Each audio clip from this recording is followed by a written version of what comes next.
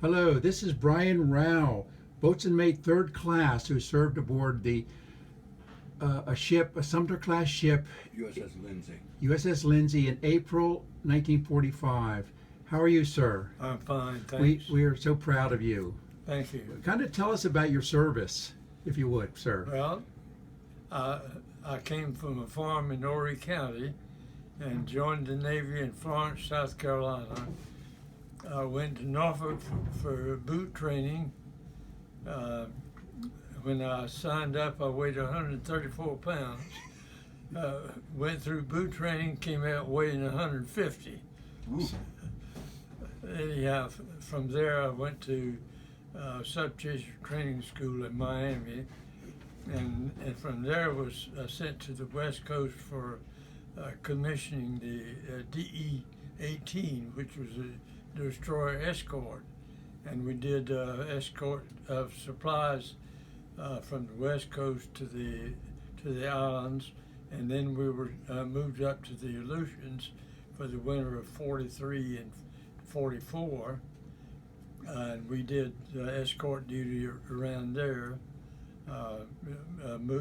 supply ships from one island to the other.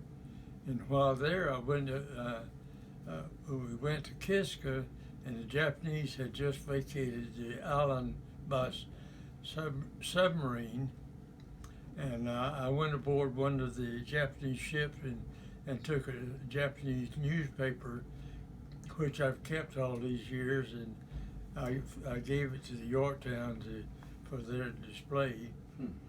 And while on the way up there, we got in one of the fiercest storms you could imagine, and that DE took a 55-degree roll, and somehow it righted itself. And I remember standing on the fantail and looking up above a 90-foot mast and see a ocean rolling in, and I thought, wow.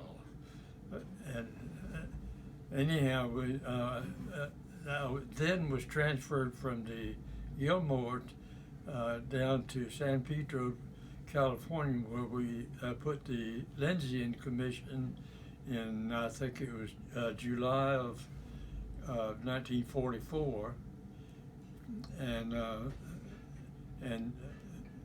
it seemed like when the commissioning took place and ship was finished, we were ready to head to the Pacific. We went to Pacific by way of Pearl Harbor, and I was telling you the story about laying practice runs on mines, and one of the we laid the mine, and I had the boat crew with the mineman on board, and he had a magnet in his hand, and he set the mine and the mine would pop up. I gave the engineer the signal reverse speed. He took it at full speed and ran right over the mine. The mine popped up through the boat, and needless to say, that ended our exercise for the day. Fortunately, we had a mineman on board. He caught the detonator of that mine, held on to it until we got someone to come help us. But anyhow, from there we went to Iwo Jima, and we were there. The mine sweep. We laid channel markers where the mine sweeps were swept, and we were fired upon by shore guns there. And I remember that thing passing overhead, whoosh, and the captain says, "Get this thing out of here." and sure enough, the second shot from that gun hit right where we were. Where we were, so we missed that, all that.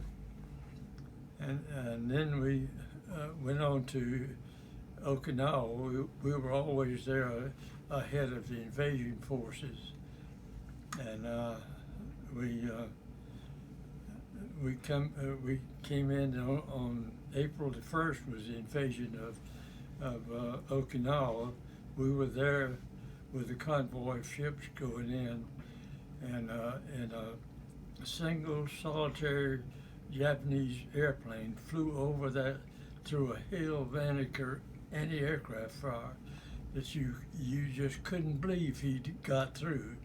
But he dived on a landing tank, and in the process of diving on that, he changed his mind and dived on us. And he hit about 50 yards astern of us, so we missed that one. And then we just worked with the mine force, and we'd pick on one occasion. I remember mine sweeps hit mines and blew up, and we picked up survivors from that. And we also picked up wounded from the shore, and some of them would die when they were on board, and we buried them at sea. And one night in particular, a Betty, which was a Japanese torpedo bomber, dropped a torpedo on us and banked, and we had tracers in the gun, so we couldn't fire at him at night. And I felt like I could have taken a .45 and shot him down with that pistol, but he was so close. But anyhow, he banked and flew away, and I saw the torpedo go under the ship, the torpedo wakes. Lucky. Anyhow, we did picket duty, but mostly we were with the mine force, mine sweeps. Mm-hmm. And on this particular day, we were with a convoy of ships, including battleships, and the most airplanes I've ever seen in my life together, I saw that day. And battleships would fire their guns, and I often wondered why they would fire 60-inch guns at airplanes coming in. But then I've learned in recent times that the reason they did it, they shot it down into the water, and the spray of the water would knock the planes down. Huh. And anyhow, the Jeffers, which was a destroyer, was hit, and we were called to go give them aid. And as we pulled away from that convoy, 7 of those planes came after us. We shot 2 of them down, and one came in on the starboard side, and as he came in, he was coming straight at me. And I looked at that thing, and I said, "Oh Lord, done now." And somehow or other, that plane, we shot the wing off, it cut a flip and hit forward into the fire control room. And the second one came in on the port side, and he came in with a bomb and hit under the number 1 gun turret, and the bomb went off, and it caused the magazine to explode, and it just opened that ship up like a can of sardines. And fortunately, the commander saw it coming. He had the ship in reverse and swinging to starboard, and that's what kept us from sinking. Everything from the forward engine room bulkhead was gone. I've seen pictures of that. And I just remember all of the debris come flying up, and one of the hydraulic motors from number 1 gun turret was landed on the 40 millimeter right by where I was. And I didn't get an injury, but my pants from my belt down to the crotch was split open. I thought that was the strangest thing. Wow. But I was no injuries, except I was in a state of shock. So anyhow, we were towed into Coramoretta Bay, and they put us in dry dock, floated dry dock the next day while we cleaned up the stuff, and while there was all kind of there was attacks, and there was swimmers that came out, Japanese swimmers, and I know one night they got aboard one ship and killed, I think it was 10 people with a knife, and so we stood watch with a rifle, a 30 caliber rifle, and we'd shoot everything moving in the water. Right. So, and then they were ready, had the ship so we could be towed to Guam, and as we were leaving Coramoretta Bay, there was a hospital ship all lit up, as clear as could be, and the Japanese suicide plane hit into that ship, and I don't remember the exact numbers, but it was something like 200 people were killed there. But anyhow, we were towed to Guam, and we had a stub-nose bow put on there. While we were there, the Halsey's fleet went through a typhoon, and the bow of the battle cruiser Pittsburgh lost its bow, and they towed the bow into Guam while I was there, and Pittsburgh came in. It also had a stub-nose bow, and I thought at the time they had just welded that bow back on and sent it back to duty. But I learned later that was not the case. Not an option. No. And as we came home, we came by way of Panama Canal, and one day out of the Panama Canal, the first bomb was dropped on Hiroshima, and then the second one is Nagasaki, I think. Right. And I just thought, it just seemed impossible that one bomb could do that much damage. Tear a whole city up. But I tell you, I was so relieved. We were scheduled to go back. We were to go to Norfolk, where they had a bow waiting for us, and we were scheduled to go back for the invasion of Japan. And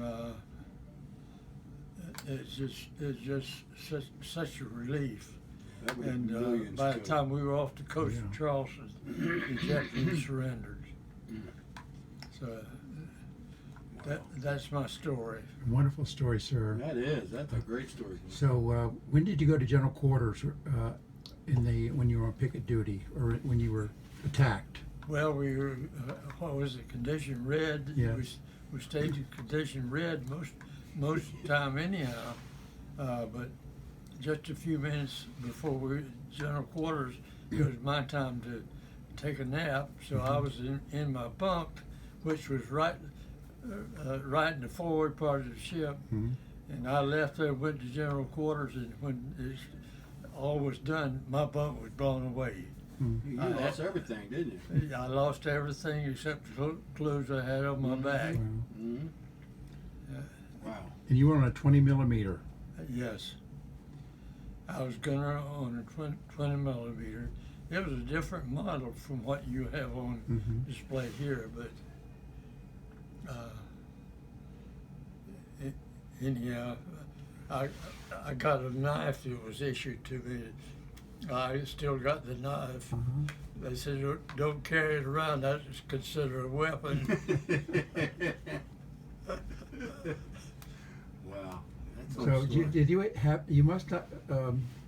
You could. How did you eat during all this time on condition red? Just take breaks, eat food. They'd bring sandwiches to the battle stations, and that's the way we eat. We never changed clothes. if you went to take a nap, you didn't dare take your clothes off. Right. General quarters might sound. Yeah.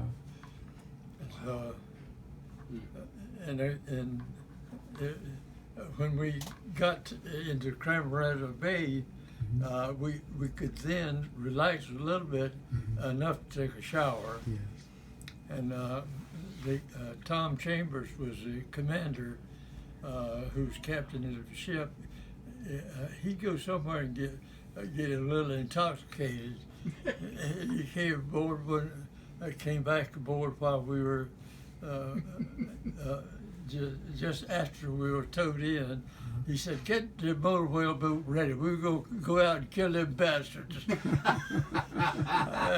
I said, "Lord, have mercy again." Well, that was the ones that were swimming to the ships, I guess Yeah. he was going to kill. And the executive officer, his name was John Harrington. He came up, he just belayed that order. But the captain was famous for his love of alcohol. And after what he just went through, lost the bow of his ship, I guess he needed the I drink. tell you, he was a top-notch commander. We loved him, but and he could manipulate that ship. That's what He you knew, want. he knew how to make That's make what it you go. want. Yeah. So there are a lot of similarities in your story with the Laffey on 16 Yeah, it is. April. Laffey was where?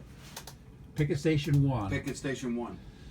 And it was a horrendous, about 90-minute barrage of kamikaze, of all different types of kamikaze planes. Well, there were 16 kamikazes that came after Laffey. We had Yes. 22 of them. Yes. 22. 7 that came after us that I know about Mm-hmm. Yes. on that one occasion. It was tremendous heroism, Oh. you know, of It was Heroism. I never felt like a hero. mhm. I just You were just doing your job. just Yeah. doing my job. They're the real heroes. The ones that don't, I Yeah. didn't do anything heroic. They're the heroes. Right. They're the heroes. Well, Seaman Rowell, we appreciate your service. I tell people I didn't have sense enough to be afraid of it. Too young. You were too young. Hey, we need a good coxswain on here. Are you ready Yeah, really. ready to report for duty? You got your uniform ready? Yeah. He could probably still fit in his He uniform. would. Yeah, you look great. Yeah. Well, I could now because I've lost about 40 pounds in the last year or so. And how old are you, if I may ask? 94. 94. You look 94. wonderful. You look wonderful. If I live till Halloween, I'll be 95. Oops. Wow. Well, you just hang on then. Yes. Hmm? Anything else? No, I don't have any Okay. other Well, questions. thank you so much, Bryan. You're a hero to all of us, and Yes, you are. you're the. I don't care what you say. You're a hero. The chow line is always open for you. Yes, and, sir. and the barber shop too. We, you know, you can look like a I love little that need a food. trim there. You know. That food was delicious. Did he do a good job? He did a good job on his pork chop. Yeah. Well, thank you. Thank you. And